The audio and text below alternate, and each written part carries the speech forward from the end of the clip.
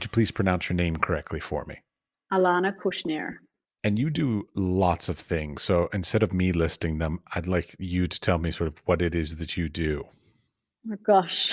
So it usually changes slightly depending who I am talking to. So for you, I might say I'm an art lawyer and a curator. And within those two types of roles, I do a number of different things.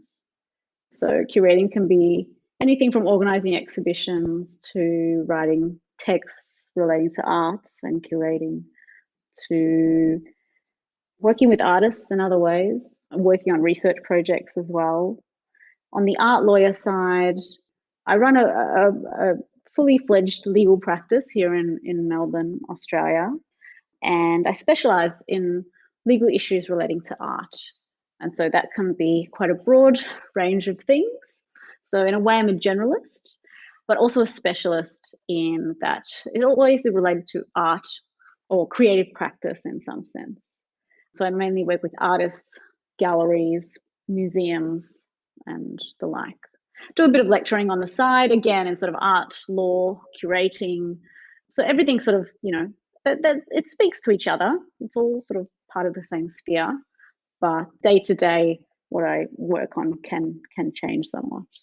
Oh, yeah. You've got some great titles. I mean, you have art lawyer, advisor, curator, investigator, lecturer. So, like, you've got great stuff going on. I thoroughly love your titles. Some of them I've chosen, others have been bestowed on me. Sort of like the investigator title. It's not something that I would have naturally, considered for myself. But I'm happy to wear that hat too. Well, not just investigator, but principal That's right. investigator. That's right. I'm the main investigator. I'm the main investigator for this research project, which is part of the Serpentine, which is a public art institution in London. So that's very much a kind of a research type of a role. Okay, well, we'll come back to that. But first, I want to know a little bit about sort of how did you get, basically the question is like, how did you get made? So what in your sort of youth or childhood led you down the path of curating and art law and all these other things that you're now doing? Well, art has always been a part of my life in some way, shape, or form. I grew up painting, drawing. I had a very hardcore Russian art teachers from the age of 5. So I was really trained to, to be able to draw and to paint from life. I learnt by copying, old master paintings and impressionist paintings, and that was sort of my upbringing with art. And yeah, it's always been a part of me. I didn't choose to be an artist though when it came to deciding what I wanted to do after school. But yeah, there's always been something related to art in everything I do. Well, I first thing I really want to know about is this principal investigator of Serpentine Gallery R&D platform called Legal Lab. What is it? What are you doing with it? It sounds fascinating. Sure. Well, so the Serpentine is one of the oldest contemporary art institutions based in London, but they do a lot of work internationally. And I should say that I did a bit of a London stint where sort of about now almost 10 years ago, a bit scary to think about, 10 to, yeah, 8 to 10 years ago, where I did my curating masters there at Goldsmith. So I met a lot of people there at the time, built really great networks. And so this Serpentine project has come out of that, even though now I am based in Australia. And so Serpentine. So yes, Serpentine has always been very interested in how artists work with technology, how artists sort of use art to look at technology with more of a critical eye. And they set up a digital art program about a decade or so ago. So they started off by commissioning artists to create works which specifically lived on their website. And then that expanded into other sort of projects that were heavily influenced or created using new forms of technology. So it could be like augmented reality or virtual reality, or projects on the blockchain, projects using data, things like that. And so what they found as an institution in working with these kind of projects is that they were facing kind of questions and challenges that they were not necessarily facing when it came to, working with a traditional art object like a painting or a sculpture, for example.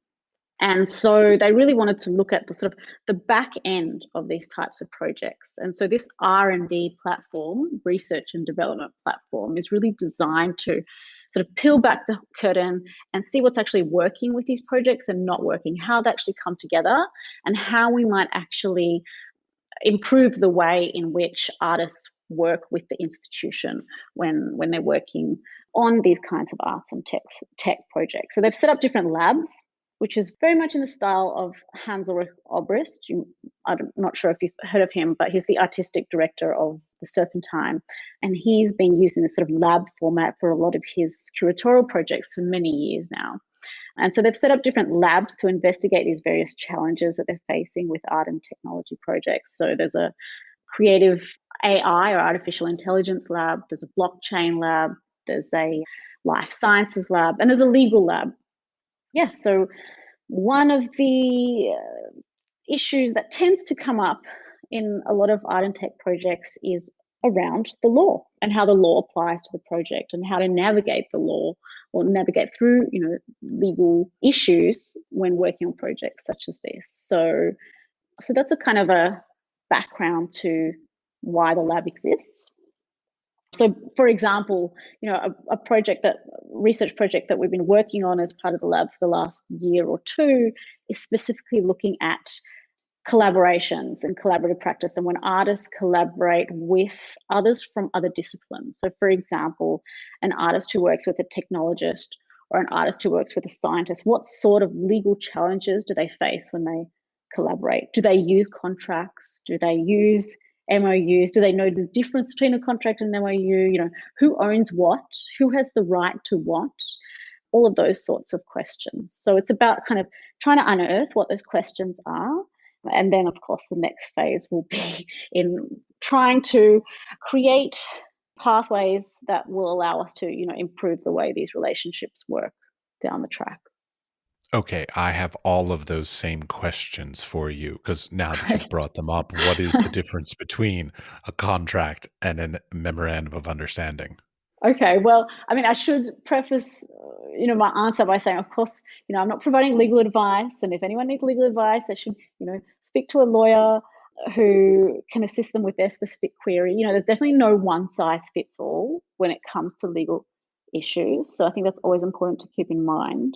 And of course, the law is also very jurisdiction specific. So the difference between a contract and an MOU from the perspective of Australian law might be slightly different to the difference between an MOU and a contract under US law or European law, for example. But in general, a contract, what is a contract? A contract is a legally binding agreement between two or more parties. So what that means is that essentially, what it means to be legally binding is that a court of law can enforce that contract, can enforce your rights under that contract. So that's essentially what a contract is. An MOU, or otherwise, an MOU is short form for Memorandum of Understanding. It tends to be used when people are more in a kind of preliminary discussions for a project.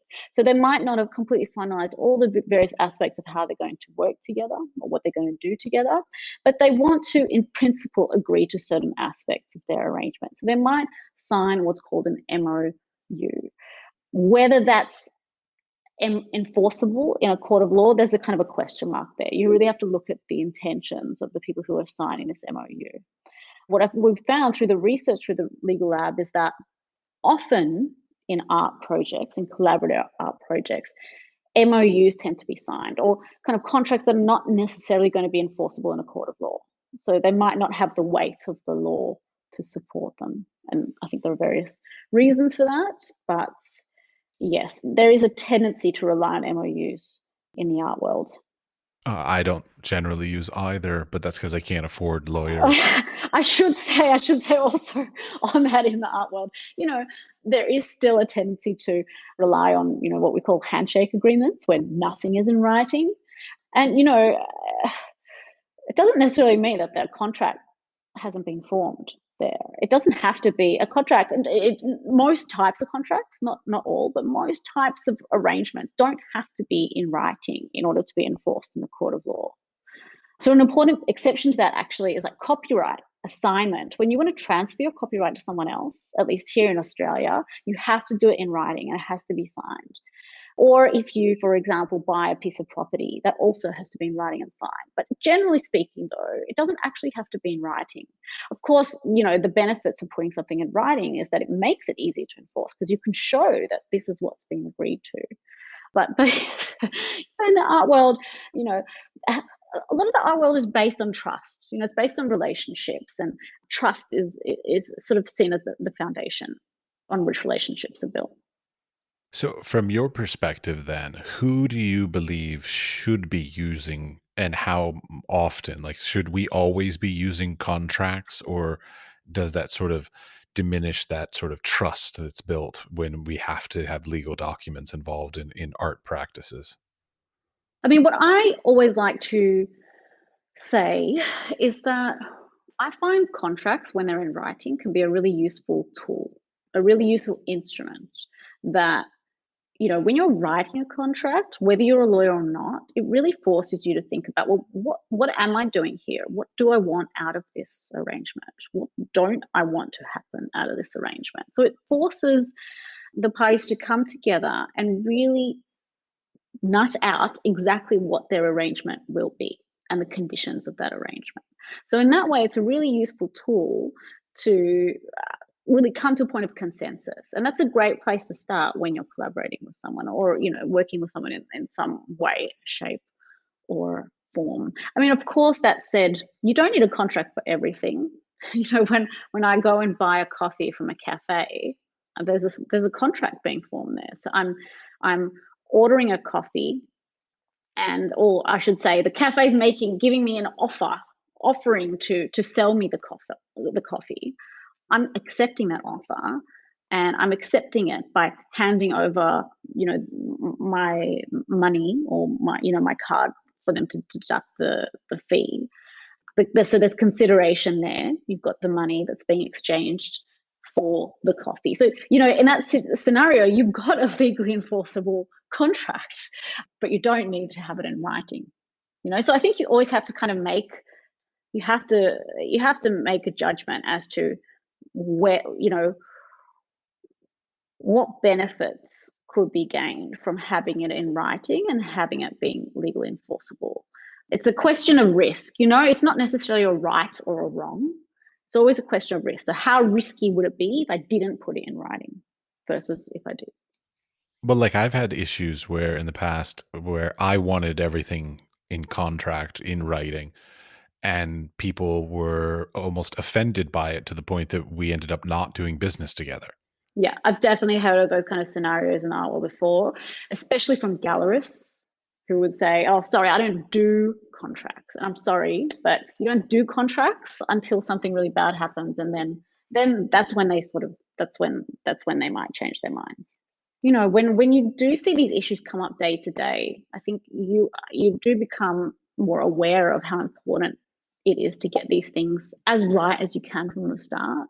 It's hard when to see how bad things can get until you get into that situation. But I do yeah, know. I've been taken to yeah. court about some things, Oh, and I've what have you been taken people to taken court. to court about? Uh, the rights to a name of a company. I had a partner, and that partner thought that I was not running it well, and he thought that he could run it better, and so he wanted the rights to default to him. Hmm. In And the how did end, I that just go? Oh, I just gave it to him. I didn't care. Yeah, It's part of the legal issues that I run into is like it's how much do you care? Because yeah. if you don't care that much and it's not that important to you, oftentimes going down the legal route, I feel like is just a fruitless thing. Because I mean, if I had gone through all that effort and then I won it, it wouldn't have mattered to me. So Yeah. No, I understand. I mean, that legal route is a very hard route to take. It's never an easy route to take. It's hard on many levels, financial, emotional. The stress is very, very hard. I don't do a lot of litigation work actually. I usually find that in this area of work, there's not a lot that actually ends up in court just because of how expensive it is. It's a rich man's game going to court. But it doesn't necessarily mean that you have to sort of, try to avoid the law altogether or not try to use it to your advantage or not try to, again, like try to draft a contract that's going to be of benefit to you. all right. Well, one of my big questions that I always have when it comes to the law is what basically like what are the things that are the most important for people in the arts to be aware of that more or less we're not aware of? The most important. It's hard to pinpoint it in one. No, it can be a couple things. A That's couple of fine. Well, I mean, obviously, contract law, yeah, some amount of intellectual property stuff, some yeah, amount of copyright stuff. I mean, I'm aware that these are the big problems because a lot of us in the arts, we got into the arts because we don't want to deal with this kind of stuff. mm, But because we're in the arts, these are the things we have to deal with. So it's these business minded things that are the hardest for us to often do. mm. Yeah, I mean, from my experience, it's a combination of contract and intellectual property primarily. But then again, it depends on the nature of the artwork and who's involved. It could really be any area of law that's brought up by a scenario when it comes to art law. On the copyright side of things, and I really see it now day to day. I've been sort of, as many art lawyers have in the last few months, like getting more sort of involved in the NFT space and advising on NFTs. And, there are huge, huge copyright issues that are only now starting to be grappled with. So these questions around ownership of IP, they're a big, big issue. And not just with NFTs, but all forms of new technology. And it comes back to, and that's why I think the Serpentine Legal Lab project is so important because more often than not now, artists are collaborating with others when they're creating new work. Or they're creating new work and using some form of existing content in that work. So there are always, always copyright issues that need to be thought through when you're doing any of those things. So that for me, I would say is probably the most pressing issue that I think still needs a lot of I feel like there's a real unfortunately a real lack of knowledge amongst artists as to what copyright really is, what it protects, and whether it protects a work of art or not. Well, here you are, so please do tell. What does it protect? So again, what copyright protects varies somewhat from jurisdiction to jurisdiction. We do have like international conventions which have unified copyright law somewhat, but when it comes down to the details, then you really do have to look at, for example, I would be looking at the Copyright Acts in Australia and what that says copyright protects because it will tell me exactly what copyright protects. So in Australia, for example, for your work to be protected by copyright, it has to fall within there are categories of subject matter. So these categories include like painting, drawing, photography, prints. It covers moving image. It covers sculpture. But it doesn't say things like, it doesn't include words like installation or AI art or performance art. It doesn't include any of those sorts of things that, are very much part of the kind of, contemporary understanding of what art is and what art can be. Just to be clear, copyright in Australia slash your international understanding is automatically given. So, like the once you make a painting, it's inherent into it. Or do you have to create some legal filing or something with a government to in order to have that copyright on that image? So in Australia, and here's probably the point of difference between the US and jurisdictions like Australia and the UK. So, the Australian copyright laws are very much influenced by that come out of UK copyright law, essentially. You don't need to register your copyright here. So it's something that automatically appears once tick certain boxes. So one of those boxes is that it falls within a certain form of recognized subject matter under the copyright legislation. Another is that it's in a material form. And that's why actually there are all sorts of problems around performance art because, the general consensus, at least from the perspective of copyright law, is that it's ephemeral in nature. It's not in material form because it can't be inherently, I guess, reproduced or exactly reproduced. And so, it's whether performance art is actually protected by copyright law here is a question mark. I mean, often I hear artists say, well, or, if I ask an artist, well, who owns the copyright? An artist might say, well, it's me because I'm the artist.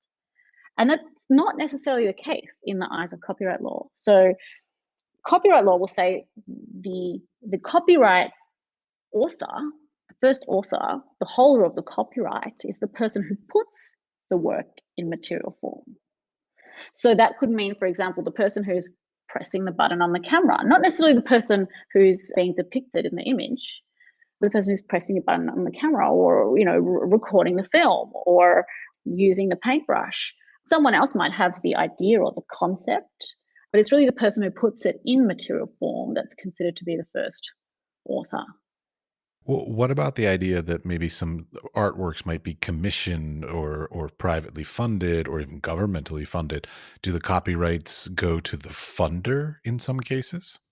The primary principle is that the person who puts it in material form is the first author, but that's where also the contract between the commissioner and the creator, the artist, becomes really important because you can use the contract to actually say that as at, the date of this contract, copyright will transfer from the author, from the creator, to the commissioner.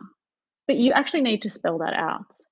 Again, like that's getting quite into specifics. So I know like in America, for example, my understanding is that when it comes to these kind of at least work for hire type scenarios, then the law might recognize that the first owner of the copyright is actually the commissioner, but that's not the case here. So again, with like employment scenarios, usually it's the employer that is considered to be the first owner. But then, there are sorts of, when it comes to the law, and I guess what I find quite interesting about the law is that's all sort of exceptions to exceptions to exceptions. And, you're always ending up with different possible scenarios. So here, even though the general principle is that the first copyright owner or the author is the creator, in a commissioning scenario where you're commissioning, not just generally, but where you're commissioning a portrait, like for a personal or private or family portrait, or let's say you're commissioning wedding photos, in that case, the copyright legislation here specifically says that the first owner is, the wedding couple, for example, the person who's commissioning it. So there's all sorts of really small kind of exceptions to exceptions, which could apply to an artist when they're creating a work.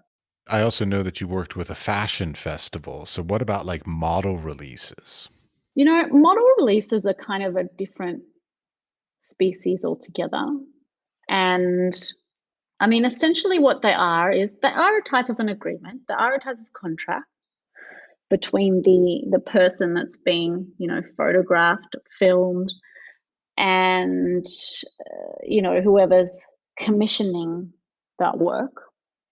And essentially a model release is designed to protect the commissioner and it is designed to protect the commissioner by saying that, you know, this person that's being depicted, they're not going to, you know, come back in 5 or 10 years when whatever work it is that's been created has made a lot of money. They're not going to come back and claim that they're entitled to some sort of royalty from that, for example. So that's the idea behind a model release. It's kind of an agreement that you're not going to enforce any potential rights you might have against the other person in the future.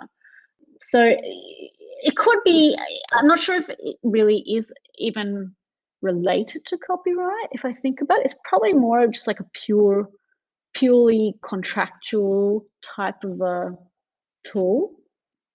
Does that answer your question? It does, but I've got a question that is very more towards copyright in general. Is the term appropriation? There's been a long-standing debate about what it is, how extensive something needs to be to even be, a concern. So, like, what's the current state of sort of the legal aspect of appropriation? It depends on where you are and where the infringing act has occurred. So really, that's the best answer I could give you, because the way in which courts have interpreted, whether appropriation is considered a kind of a legitimate form of infringement, that has actually that differs depending where in the world you are and where in the world that act of appropriation has taken place. In the US, I would say it's probably one of the most broad. And you might have heard of, the Richard Prince case, and of course, there's a number of Jeff Koons cases that have been heard in the US, and which have focused on this question of appropriation. The reason it's broader in the US, and the reason in some of these cases, the Koons or Richard Prince, they've come out as the successful ones, where appropriation was, I guess, legitimized by the courts, is again, it comes down to the specific wording that's in the US Copyright Act when it comes to exceptions to copyright. So there they have what's called fair use. Here it's actually called fair dealing. It's similar. So it's a kind of an exception to copyright infringement based on fairness. But in the US, the courts are slightly more at liberty to interpret what's considered fair. So there are some kind of indicating factors in the legislation as to what would be considered fair. But there is a little bit more leeway than courts would have here. Here, the categories for exceptions to copyright infringement are much narrower. So here, for example, you've got these categories of, for example, it must be for the purpose of research or study, reporting the news, criticism or review. So, there's been questions of, well, is appropriation a form of criticism or review? There's also here a category of parody or satire, but it must fall within one of these categories in order for the law or copyright law to consider it to be an exception to copyright infringement. I mean, I've heard also, even up until today, I've heard these questions around, how much can you take? How much is too much? And often, I'll hear people say, oh, I've heard of the 10% rule or the 20% rule. And, at least in Australia, and I think in the UK, it's the same, probably even in the US, it's slightly similar in that it's not so much about the quantity that's taken, it's the quality of what's taken.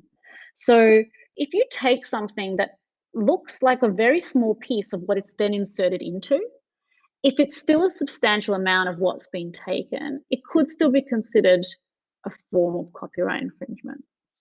I've heard the term distinct artistic difference is the sort of legal term that I've heard has been debated on. That's interesting. I haven't actually heard that term. Distinct artistic difference. Yeah, basically like that the new artwork that is appropriating from another artwork has a distinct artistic difference from the original. Yeah, so I mean, this is a very kind of US transformativity argument. So again, it's like I am from the US, so specifically, yeah. yeah. So there you go. So, but that's the kind of argument you could only ever even try to make in a US court, because in addition to these kind of exceptions for research or study, for example, they have developed through their courts these precedents for something that's transformative, and it's transformative because it, changes the meaning or purpose, or gives a new meaning or new purpose in the way in which it's reused. But like that is something that we haven't really had to consider here, because courts just haven't gone anywhere near as far as they have here, as they have in the US when it comes to appropriation. So look, here, at least in the eyes of the law, in the eyes of copyright law, appropriation is pretty much almost always a no-no, and that it's probably not going to be considered a form of copyright, an exception to copyright infringement. So even though art history might say, well, this is okay because so and so did it, and so and so did it, and so and so did it, it doesn't necessarily mean that it will be considered okay in the eyes of the law, unfortunately. All right, well, let's take it back a step, though. There's still the term intellectual property. I've run into this numerous times throughout my career because I've also moved a lot. So I've been in the United States, I've been in the Middle East, I've been in Europe now. And the term intellectual property has different characteristics, but it also, when it transcends jurisdictions, it also sort of changes as well. So, what defines something as intellectual property? Like, how can you quantify it in some way? And I guess maybe even give a definition of it for that matter. Yeah, well, I'd actually think I'd use property as a starting point. So if you think of like tangible property, so let's say, I'm holding my phone.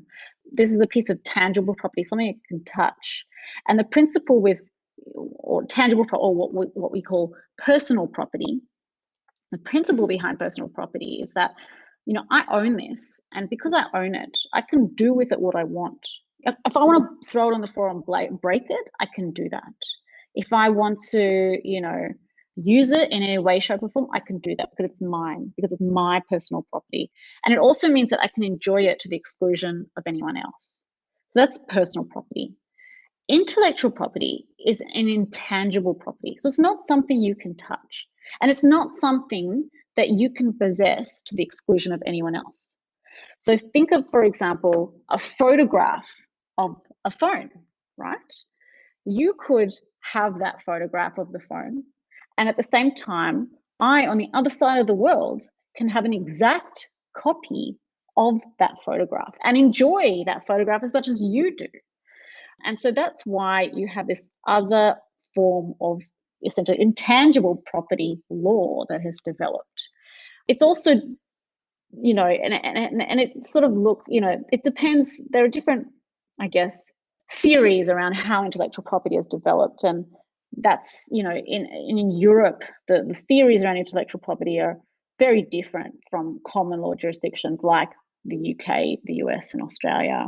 In Australia, and the US and the UK, it's very much, it's an economic theory behind intellectual property and the protection of intellectual property. The idea is, if you're creating something, you need to have protection over that creation. And if you don't have protection over that creation, and if you can't exploit that creation in a commercial way, then you're not going to create. So from what you just said, what pops in my head. So let's say there's an image. We'll take the Eiffel Tower as an example. So let's say a photographer takes a very unique image of the Eiffel Tower. Photographer A, let's call them. Mhm. Let's say photographer B then sees that photograph and decides on their own to then go and take basically the exact same photograph. And then photographer B is able to then sell it and make money. Is that any form of intellectual property theft or stealing? Yeah, so here in Australia, at least, we would say, well, there's no actual copying of the image. There's a copying of the idea, but not the image itself. Well, and that's the subtle difference that I'm trying to figure out between intellectual property and ideas. Exactly. So intellectual property, or I should say specifically, well, actually, no, well, not intellectual property in general, but copyright at least. Copyright does not protect ideas. It only protects the expression of the idea when when it becomes something in its material form. Patents, for example, patent law is designed to protect invention, so it's more closely aligned with this idea of protecting ideas. But in general, it's about protecting the way in which it's expressed. not the idea itself, not the concept. And that poses quite a conundrum when it comes to a lot of contemporary art, which a lot of contemporary art is conceptually oriented. A lot of contemporary art is about the value lies in the idea, not in the way it's expressed. But at the same time, so what the phrase for that in copyright law is the idea expression dichotomy. But that's a really important element as well to think about. Well, what actually has been copied? Is it the idea or the expression of the idea? You can protect, copyright law protects the expression. So when it's actually on paper or in a photograph, and I should say in digital form, that's still considered to be a form of expression, a material form, because you can still reproduce something from that digital form. But it's very different to the idea of taking a photo of the Eiffel Tower.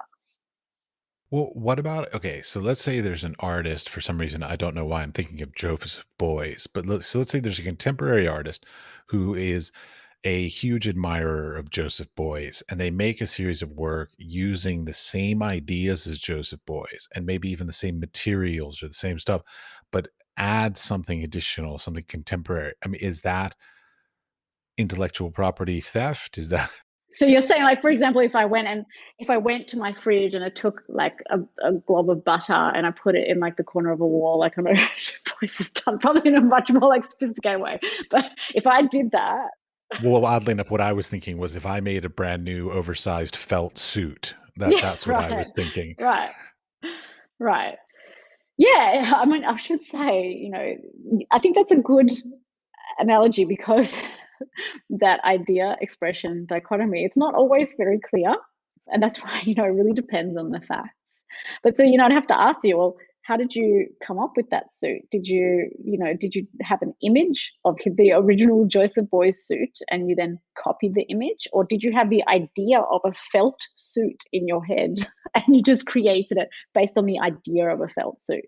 Well, it's an interesting dilemma because, like, a lot of artists go to art school, and we see so much in the world through our art history books and our classes and all this stuff that we don't remember everything we saw.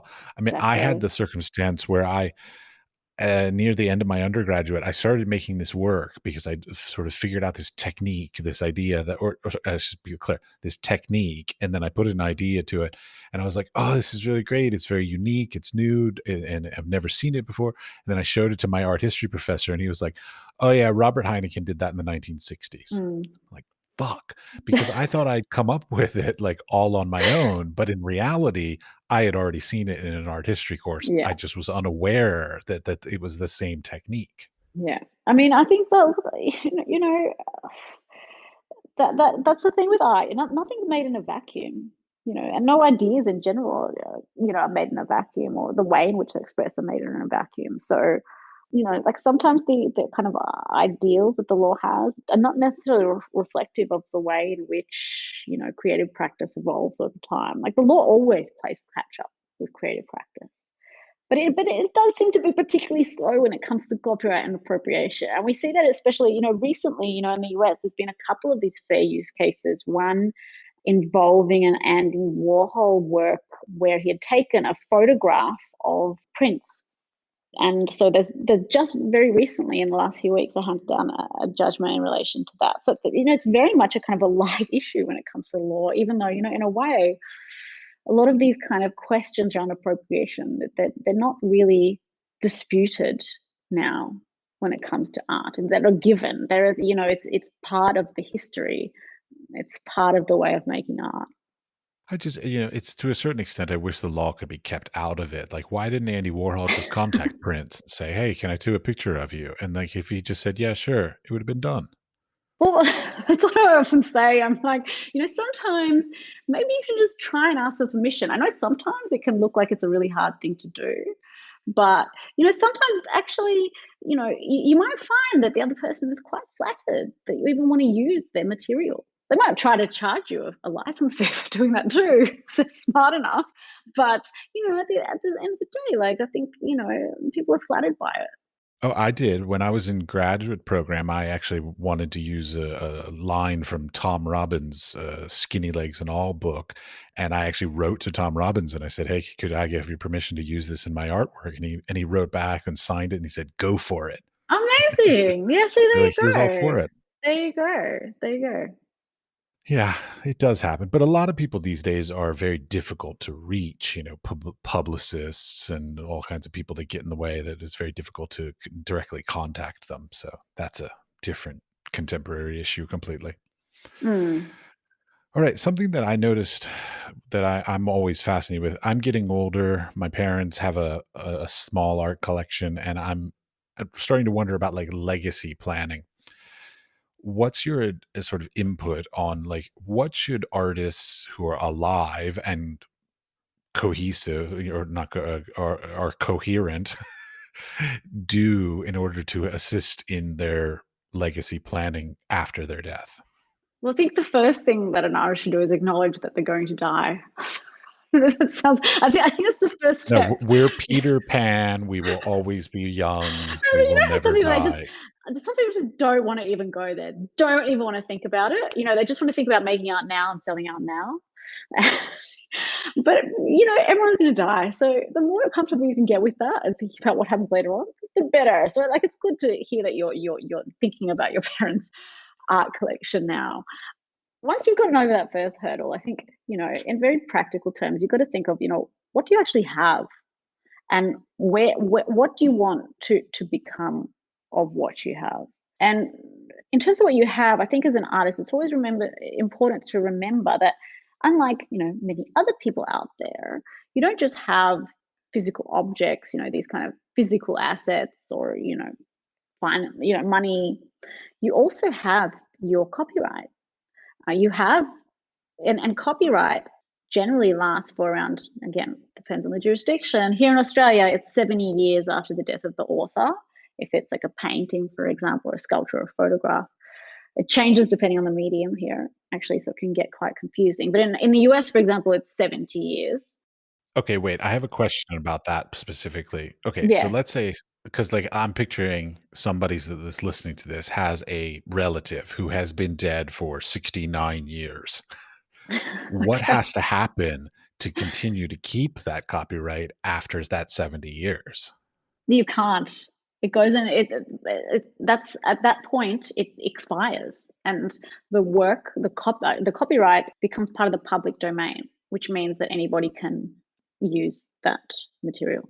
And copyright terms have been extended over time, so I know that and this is probably more relevant in the music realm. Like there were quite influential musicians at times that sort of lobbied to have that copyright term extended. So I think the Beatles were quite involved in that. Some of the Beatles were as well. But 70 years or 75 years after your death, it's still a pretty long time. And it's a great opportunity for your pendants or whoever's going to be your beneficiaries to, I guess, live, like, quite literally live off the fruits of your labor. Okay, but wait, hold on. Let's get even more pedantic about this Okay, because okay. earlier you talked about like working with collaborators and people who collaborate and Yes, stuff, and then of course you brought up the Beatles as well. So yes. this dying plus 70 years, is that dying plus 70 years of the last person to die in the collaboration or the first person to die in the That's collaboration? a that's a very specific question. Let me think about that. It depends on, this is where it gets really complicated because it depends on whether, for copyright law's sake, you're really considered joint authors. So you really jointly own the copyright, or you each have ownership over different layers of copyright in the work. So music is a good example of that, where you have different layers of copyright protection. So you have copyright would protect, for example, the lyrics. Copyright would protect separately the musical score. And then separate to that, it would protect the recording. And you can have different people or different companies or different entities that own those layers of copyright. So I think, even if you think of like the Beatles, when they'd have, when you'd see a score, it'd say that, lyrics by, John Lennon, for example. So, so, and we don't know exactly, what the copyright division is between those, or at least I don't. But you really need to look at the specific facts in those scenarios. So it's very hard to kind of say, okay, yes, if you've collaborated, then you jointly own everything. It's not necessarily the case. Again, contract becomes a really great tool. And when you're entering into these collaboration contracts, you should think about, the long term, not just of the project, but of you and your collaborators. What's going to happen after the collaboration ends? Who's going to be entitled to what? But back on the kind of estate planning question, I would say that when it comes to copyright, you should really think about addressing copyright in your will, which is not something that somebody who's not an artist, not creating things that are protected by copyright would generally need to do. But as an artist, it is something you should absolutely do, and you should really think about who you're going to, who's going to be the beneficiary of any of your copyright royalties. What else can we do as living artists to try to be prepared for sort of that continuation of our legacy after our death? Well, I mean, it's not so much of a legal consideration. I'd say it's more of a practical consideration. Is keeping a really good inventory of your work would probably be a good idea. And you know, uh, look, I've worked with all sorts of artists, and some are really meticulous and great at that and completely control it. Others really, they're just riding the wave of, being in a great place in their career, and they don't have time to keep track of all those things. But, as with most sort of, cataloging projects, it becomes much harder to do that down the track. So, keeping a really accurate inventory of your, stock, keeping track of who where a work is consigned, who owns what, all of that is really, really useful. I mean, at the end of the day, you've got to think of that point at which you're no longer there. How are people going to be able to sort of pick up the pieces and know what to do? So you need to make it easier for them. I'm always wondering because when I was younger, I used to like give gifts of artwork to people Yes, because, of course, I was poor and I didn't have yes. money, but I still had to give Christmas gifts and birthday gifts and stuff. So I give art, but I never kept any records. Like I know I gave away like hundreds of small pieces over the course of my career, but I have absolutely no recollection of what I gave or who I gave them to. Yeah, so what's going to happen when you're gone, and someone wants to, I don't know, sell one of your works at auction. Is there going to be a certificate of authenticity? Is there, what's the provenance of the work? Is someone going to then dispute? Who's going to be looking after your estate? Are they going to be able to? Are they going to want to give? What do you call authorization of copyright for the auction house to reproduce the image in their catalog? All these sorts of things. So Oh, I it know. doesn't Yeah. make it easy. It doesn't, you're not making it easy. Okay, but you brought up one of my favorite topics because I'm always fascinated by this because certificates of authenticity. When Yes. I was young, I was told to do them. I didn't do them. Now that I'm older, I'm overly obsessed with them because I was living in the Middle East and they were obsessed with certificates of authenticity there. Really? Oh my gosh. And so I'm sort of wondering, like, from a legal standpoint, what makes a certificate of authenticity legal versus not legal? Like, what characteristics should be in them? Mm. It's a certificate of authenticity. It's kind of the equivalent of a receipt. So if you go to a shop and you buy something and they give you the receipt, acts as a form of proof that that transaction has occurred. So you could think of a certificate of authenticity in that way, and that it's proof of that there is this artwork and that it's authored by this person. But even to this day, like a lot of certificates of author, it's just a piece of paper with a signature. So I'm not sure, how long that piece of paper is going to last, or you know, yeah, it's hard to know. I'm obsessive. Like, what I do is I have written out all the technical details of the creation of it, paper, inks, like everything, paints, everything I can put in there, Yes. I list for them. I also hologram Oh. theft stickers with matching numbers, and I put the one on the piece of the art and one on the certificate of authenticity to guarantee that these 2 objects are meant to be together. Well, that's great. I must say, I don't see much of that happening here. If you I'm can do that, starting that a is new great. trend. Starting a That new is trend. great. There we go. Yeah. Yeah, I mean, and that's where you get all into kind of like looking at how, what kind of technology can you use to kind of support that. I don't know if, I think, look, it is important to think about, yeah, what's gonna last in the future, what's not gonna last in the future, and, really, really, yeah, I think kind of, again, we get back to the, acknowledge that you're not gonna be here one day and, put your offspring in the best position to enjoy the time after you're gone. Oh, well, especially during these days of COVID. I mean, I've had 2 deaths in my family this year, Mm. so, like, lots of people are having these kinds of mortality thoughts with the sheer volume of death that's going on in the world Yeah, these I'm days. so sorry to hear that. That's really hard. I mean, here we've been very lucky, Well, yeah, very, very oddly lucky. enough, So neither of my family deaths had to do with COVID. It oh, just happened to be, really? yeah, it Okay. just literally was, like, just deaths, Yeah, nothing to do with COVID, but yeah, happened to happen the same time as COVID, yeah. that's all. Well, still, it's a very like I think like you're alluding to there. It's just there's a it's a time of loss at the moment. But yeah, I think even if you're not directly impacted by COVID anyway, it is still important to think about what will happen in the future. All right, perfect segue. So, talking about things that are happening in the future, you brought them up. I didn't ask about them, but I'm going to ask about them now, which is NFTs. Sure. I I'll be honest. Okay, here I'll give you my little 2 cents on it. I think it's money laundering scam. I don't think it has any merit whatsoever. I think it's just a fad and a money laundering scam. What's your legal perspective on it? Yeah, yeah, it's a good question. Also, but I think underlying it's that, what yeah, what are the legal issues of NFTs? so, so many, so many legal issues. Look, it's a really interesting space. It's a really exciting space. I think look, it's got a lot of potential, but we're not quite there in terms of it. In terms of, I think it living up to its hype long term, the current hype long term. The hype that we're experiencing at the moment is because of the amounts of money that these works are selling for, pure and simple. NFTs have been around for quite a few years, and actually, there's a nice kind of legal connection here because they actually started off. This technology started being used to.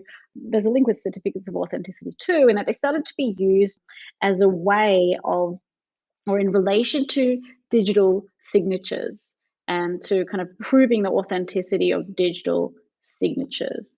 So they weren't kind of used in relation to images as such when they were first created. That's not what it was about, but it was really about kind of linking, or kind of trying to have these digital signatures have a kind of a permanent form by linking them to the blockchain. A digital certificate of authenticity. Yeah, but so NFTs have been around for a while. Artists have been playing around with NFTs since about, I'd say like 2015, 2016. And you probably might have heard of like crypto kitties, and now we're seeing like crypto punks being resold now by major auction houses and things like that. So those are some of the early NFT projects. I think they have a lot of potential in terms of when it comes down to it, proof of authorship, proof of ownership, and especially the kind of potential for it to provide kind of, I guess, an automated form guaranteeing that an artist is paid. Like that is a really important development. I mean, even to this day, so many artists struggle to get paid by their galleries when galleries have sold their work. It's a it's a systemic problem worldwide. And so the fact that through this technology an artist can, you know, sell something and automatically get paid, that is in itself like quite miraculous compared to what happens, I think, with many, not all, certainly not all, but many artist gallery relationships day to day.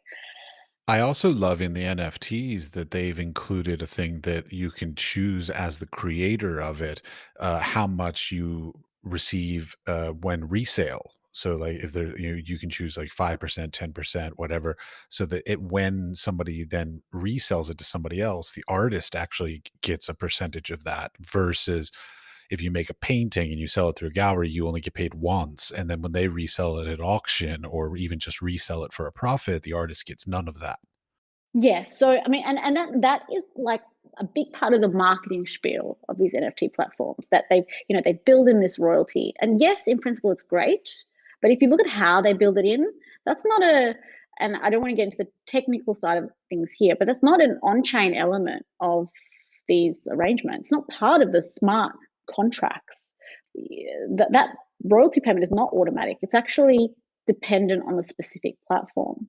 So I think for artists, I do think they have to do their homework and really look into, where they want to mint their works, what they want to mint, where's the appropriate place or space or platform for them, because they all offer different things. There's not many standards yet. I started to do some research because over my lifetime, I've made lots of what I would sort of call like fun little digital projects that I never thought were sort of gallery projects. Mm, They're not like finished art things, but I have decades of small little digital projects that with thousands and thousands of images that I could easily make into NFTs. But when I started researching it, and maybe I was just researching the wrong places, but it seemed like it was somewhere between like $17 US dollars to up to $72 for me to just sort of put the image into and have it created as an yes. NFT. Well, I mean, if I'm gonna to do that, I've got like 10,000 images, but I don't have $720,000 or $72,000. Math isn't my strong point, but No, I don't have math that is kind of not. money to like put it up front. And this is where I'm having a little bit of an issue with NFTs because the idea of making money from it, we need there's a two-part thing. The artists are then relied on that we have to basically put money up front with the hope and prayer that somebody will want to buy our NFTs. That's one Hmm. problem I have with it. Hmm. Secondly, the other problem is that I feel like a lot of the NFTs that I've seen out there that people are talking about that are being, having lots of visibility fall back on again sort of social media cult of personality kind of thing. So if you're good with social media and people know your name, then you're going to do well with that process. But if you're just some young artist who's trying to make $1 million selling an NFT, it's probably not going to work because you also have to have that social media profile. You also have that cult of personality, sort of name recognition in order to get those basically earn your money back even from that creation of these NFTs. Yeah, agree. There is a lot more that that it takes than just putting up, minting your NFT and putting it on the website. Absolutely. And I've seen on I don't know if you are on Clubhouse, but there's always these like NFT drops, these NFT parties. It's like this whole kind of culture that's emerging, which I find quite interesting. There's a lot of positivity around these NFTs, but not much kind of like engagement with like thinking about, well, what is it that I'm, if I'm using this platform, like what am I signing up to here? Like what do I actually get out of the process? And like you say, like, well, how much is it actually going to cost me? I mean, all of the platforms, they do charge a commission, not necessarily when you mint and sell on the first sale. Some of them are, I guess, pretty decent in that they only actually charge a commission on the secondary sale on their platform. But these commission percentages vary significantly from platform to platform. So I've seen commissions percentages from like, 5% of a sale, which I think, is pretty reasonable, to 33%.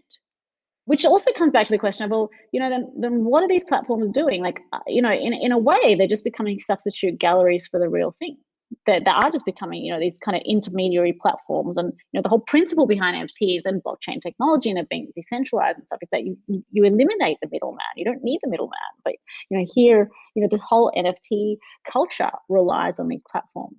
Yes, agreed. I mean, it's difficult because in some ways these new technologies are ways that artists are trying to connect better or sort of smoother or more directly with their supporters and their collectors, but it's just another barrier to that connection.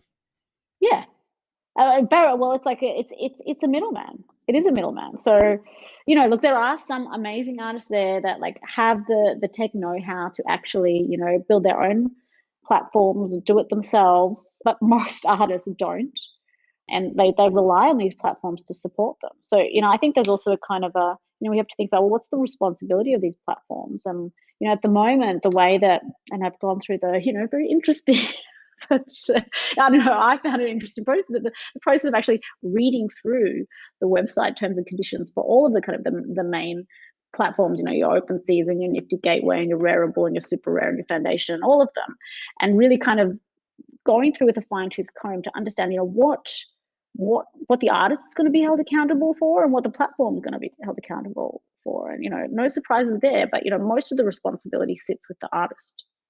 And that's my big pet peeve is in the general these days, I feel like a lot of the things that traditionally were done by either the curators or the gallerists or even the collectors or the institutions, the responsibilities are falling back to the artists, both financially as well as legally. And we don't need more work. We we want things to go easier, but everything's being handed back to us. Like, Yeah, a Kickstarter, Indiegogo, even social media, like we're having to take on more roles to be practicing artists when in reality these technologies were meant to be designed to make it easier on us, but I feel like it's exactly. making it harder on us. I do. And I think that's also because a lot of them have been sort of rushed through and they haven't done their homework and they haven't got lawyers involved at, you know, the at point A. They've probably got lawyers involved at point, X or Y or Z.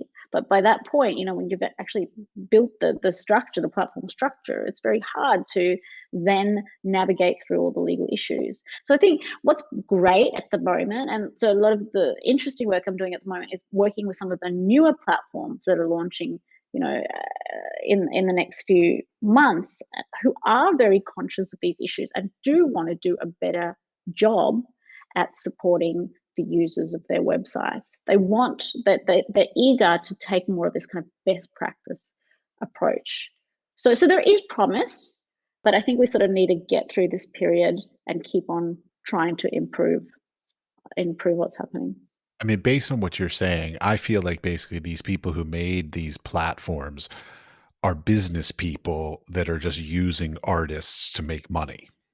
Well, yeah, I mean, you could say, well, would they be involved if they weren't going to make any money? I mean, probably not. So, that's an important part of what they're doing.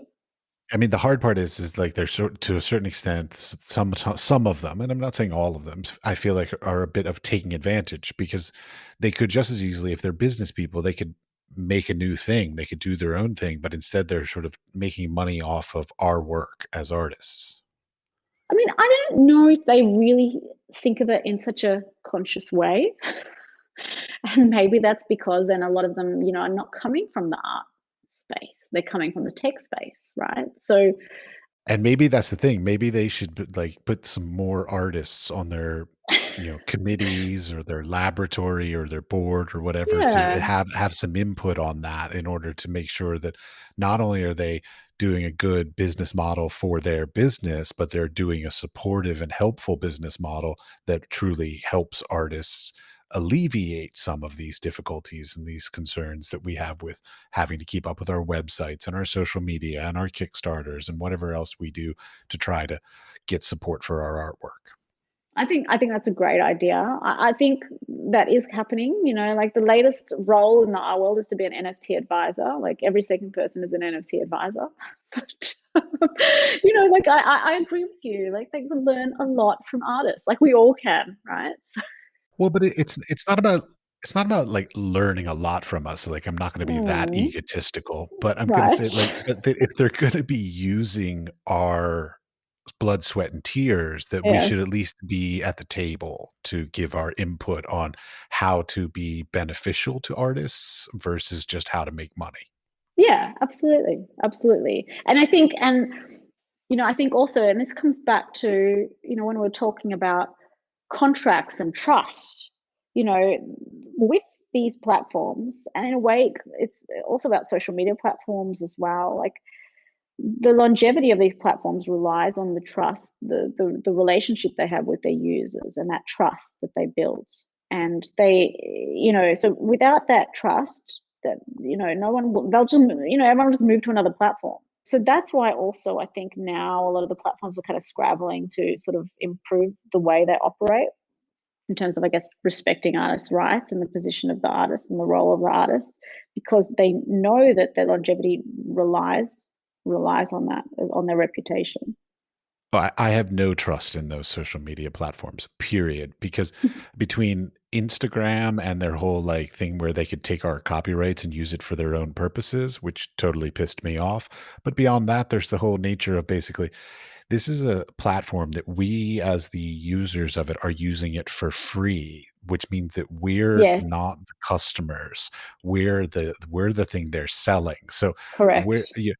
that's yeah, so there should be no trust there. We shouldn't be trusting them because, like, Yeah, they're literally using us as products that they then sell our that's habits. right. That's right. But on that Instagram point and that copyright and licensing point, the license that a user on Instagram gives to Instagram is actually very similar to the license that the NFT creator gives to the NFT platform on most of the most commonly known platforms. It's very, very similar. In fact, I wouldn't be surprised if when some of these website terms and conditions were created, they were actually modeling themselves on the website terms of use of social media platforms as well. Yeah, but that's just the blind leading the blind, really. I mean, Well, that's that but come on. then it's like at the end of the day, artists are signing up.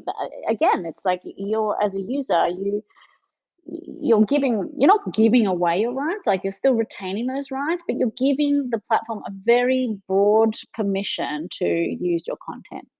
But they shouldn't have any right to use our content. They're already taking all of our, our habits and our scrolls and our likes and all that. Why should they be taking our Yeah. content also? I think, look, from a practical perspective, they do need some permissions. So, for example, even a permission for the platform to show an image of the work. So, because when you're displaying the image on the website, you're technically you're reproducing the file, the work, the image, and you're what we'd call here, at least, I think it's slightly different in the US, but here we call it communicating to the public, where you're actually transmitting electronically. That's also like one of the copyright, the rights of a copyright holder. So from they do actually need some rights to be able to make the platform looks as it looks and to be able to display the works on the website. But yes, the question is how much, they're very broad licenses that most of them have. So do they really need all that? Well, I don't know. But at the end of the day, they're protecting their interests.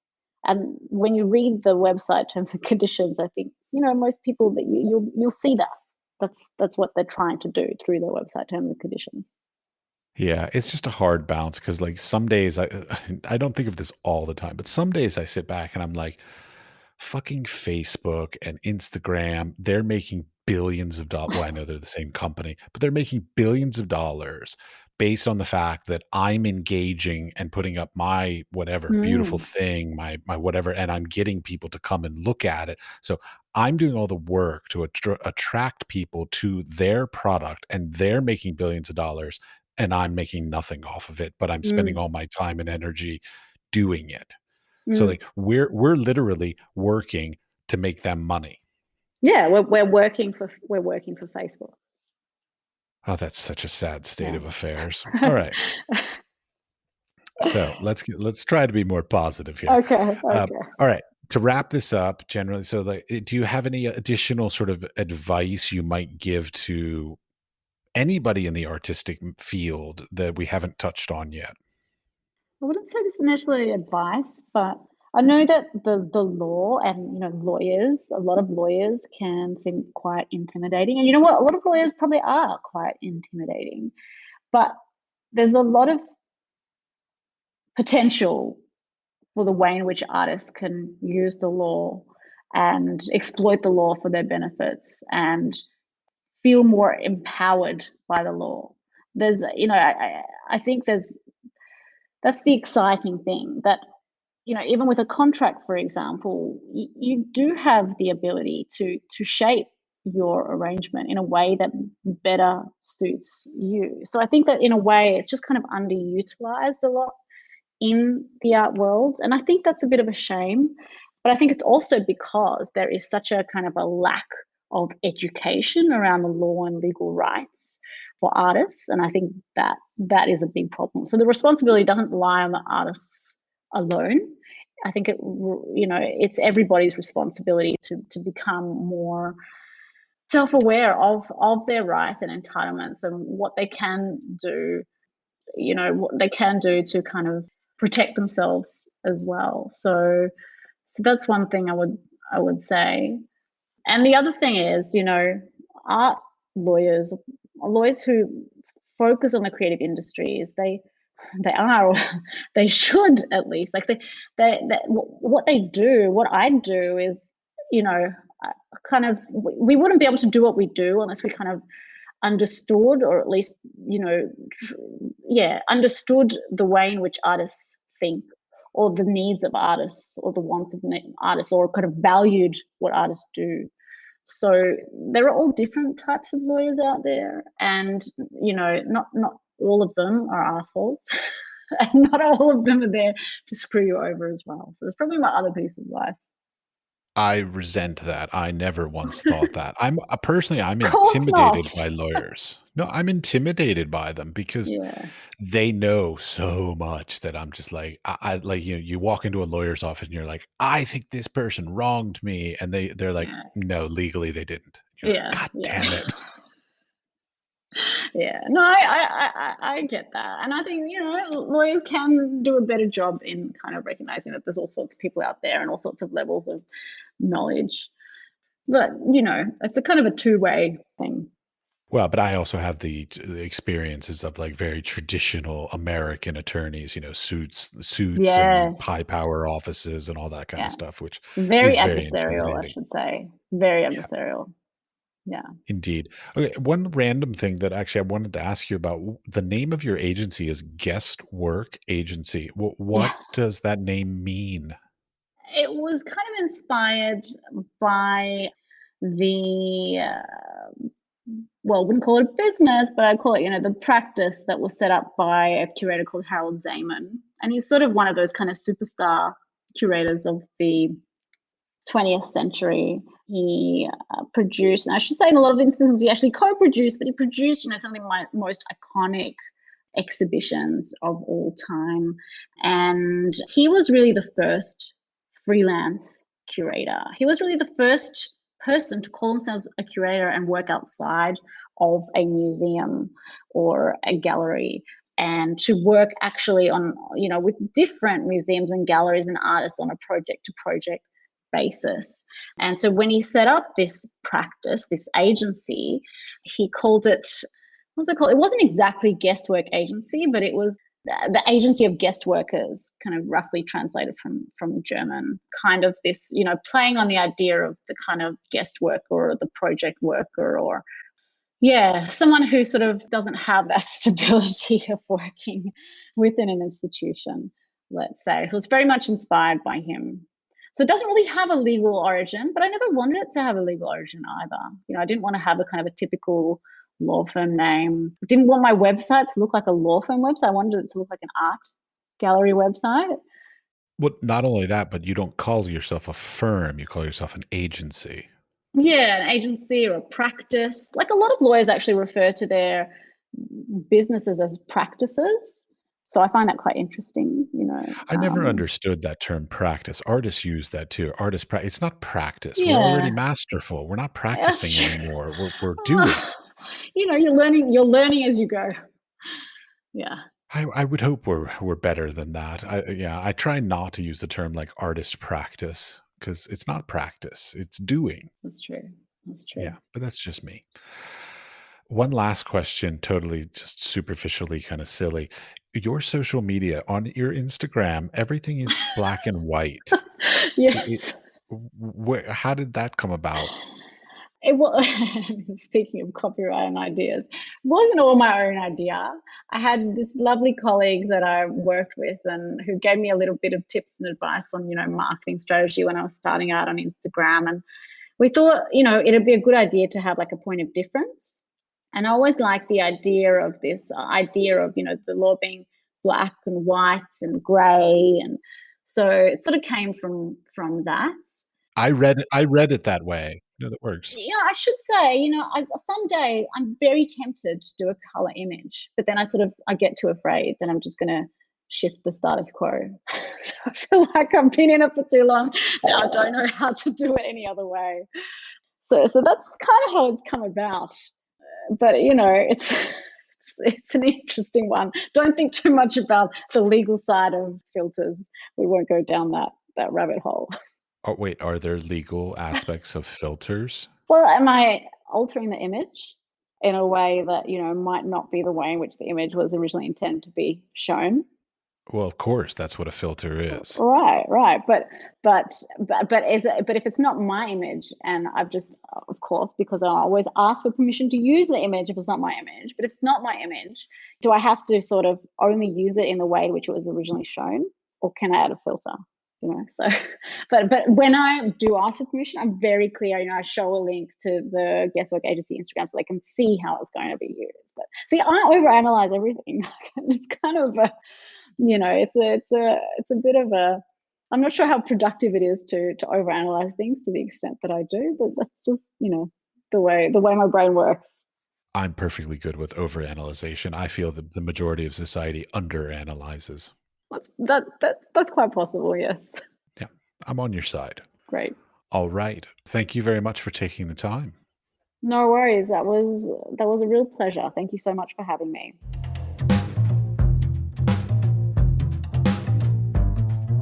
I hope you are enjoying and learning from the stories, experiences, and advice of our guests as much as I am. If you like the podcast, we would appreciate a 5-star rating, and a nice comment would be greatly appreciated. Please tell your friends to listen and subscribe as well. You can subscribe on Apple Podcasts, Spotify, or wherever you get your podcasts. We are produced by 5014. I am your host, Matthew Dols, and for more information about the podcast and our guests, please visit our website at wisefoolpod.com. The Wise Fool is supported in part by an EEA grant from Iceland, Liechtenstein, and Norway in an effort to work together for a green, competitive, and inclusive Europe. We would also like to thank our partners Hunt Kastner in Prague, Czech Republic, and Kunstsentrene i Norge in Norway. Links to EEA grants and our partner organizations are available in the show notes or on our website, wisefoolpod.com.